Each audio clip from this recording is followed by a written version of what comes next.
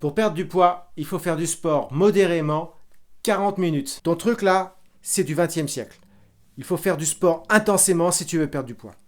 Les deux sont justes, voire même se combinent.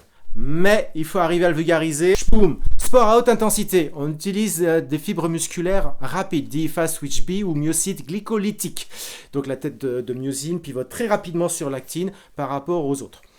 Principale nourriture, les glucides. Avantage, c'est que c'est rapide, c'est que c'est euphorisant, mais surtout c'est que le métabolisme de base augmente. Ce qui veut dire qu'après le sport, vous brûlez de la graisse et lors de vos prochains repas, vous allez avoir un corps qui fera une meilleure sélection entre ce qu'il doit garder et ce qu'il doit jeter.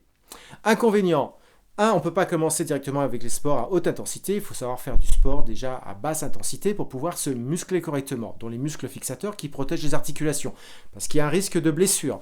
Et puis c'est très fatigant et on crée des déchets métaboliques. Et c'est là où le sport lent va intervenir. Alors, sport à basse intensité, on utilise les fibres musculaires myocytes oxydatifs. Les Américains, ils appellent ça slow twitch. Le carburant, c'est le gras, dès le départ.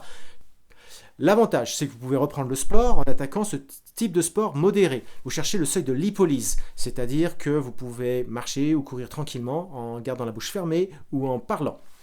L'avantage, c'est d'être pas trop fatigué, de ne pas être trop blessé. L'inconvénient, c'est que si vous faites trop d'un coup, une trop longue session d'un coup par rapport à votre entraînement global, votre seuil de métabolisme baisse derrière. Donc si vous avez un gros dîner, vous récupérez plus que ce que vous avez perdu. C'est ce qui arrive souvent pour les sportifs du dimanche matin.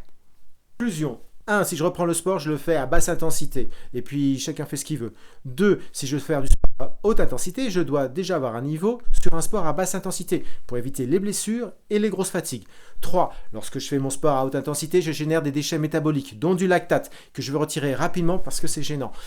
Alors, je fais du sport à basse intensité et je vais transformer ce lactate en un sucre permettant d'avoir cette énergie pour faire du sport à basse intensité, qui s'appelle le processus de néoglucogénèse. Ainsi, je retire le lactate.